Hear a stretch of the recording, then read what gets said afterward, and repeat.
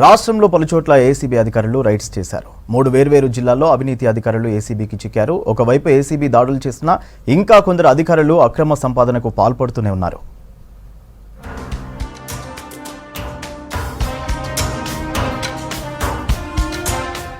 రాష్ట్ర వ్యాప్తంగా ఏసీబీ దాడులు జరిగాయి. ఈ దాడుల్లో పలువురు లంచగొండి అధికారులు ఏసీబీకి చిక్కారు. 25,000 లంచం తీసుకుంటూ ఆసిఫాబాద్ ఎస్ఐ రాజ్యలక్ష్మి ఏసీబీకి చిక్కింది. నల్గొండ జిల్లాలో 18,000 లంచం తీసుకుంటుండగా డ్రగ్స్ ఇన్స్పెక్టర్ సోమేశ్వర్ ను పట్టుకున్నారు ఏసీబీ అధికారులు. ఓ డ్రైవర్ వద్ద నుంచి 20,000 లంచం తీసుకుంటుండగా హుజూరాబాద్ ఆర్టీసీ డీఎం శ్రీకాంత్ ను రెడ్ హ్యాండెడ్ గా పట్టుకున్నారు ఏసీబీ అధికారులు.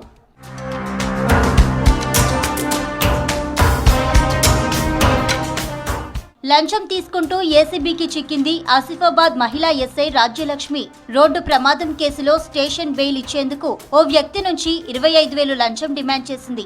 రాజ్యలక్ష్మికి డబ్బులు ఇస్తుండగా ఏసీబీ అధికారులు రెడ్ హ్యాండెడ్ గా పట్టుకున్నారు.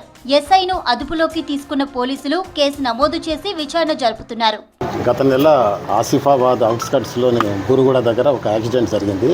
ఆ యాక్సిడెంట్లో నిందితుడు యాహియా ఖాన్, అతను సిసిసి నస్పూర్ నివాసి. అతన్ని బెయిల్ మీద రిలీజ్ చేయడానికి సిఆర్పిసి 41 నోటీస్ ఇచ్చి మరియు ఆయన వెహికల్ని పోలీస్ స్టేషన్ నుంచి రిలీజ్ చేయడానికి గాను ఎస్ఐ రాజ్యలక్ష్మి గారు 25,000 రూపాయలు డిమాండ్ చేసి తీసుకుంటూ రెడ్ హ్యాండెడ్గా దొరకడం జరిగింది.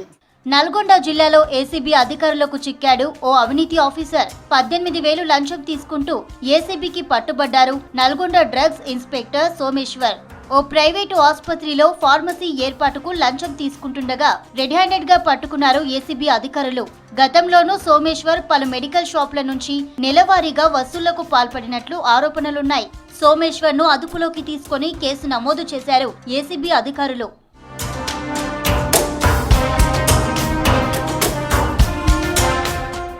20,000 లంచం తీసుకుంటూ ఏసీబీకి చిక్కారు Huzurabad bus depot manager Srikanth. Hanumakonda జిల్లా ఎల్కతుర్తిలో ఆకస్మిక తనిఖీలు చేపట్టారు ఏసీబీ అధికారులు. హుజూరాబాద్ డిపోకు చెందిన బస్ డ్రైవర్ రవీందర్ కు ఛార్జ్ మెమో ఇచ్చేందుకు శ్రీకాంత్ 30,000 లంచం డిమాండ్ చేసినట్లు తెలిపారు అధికారులు.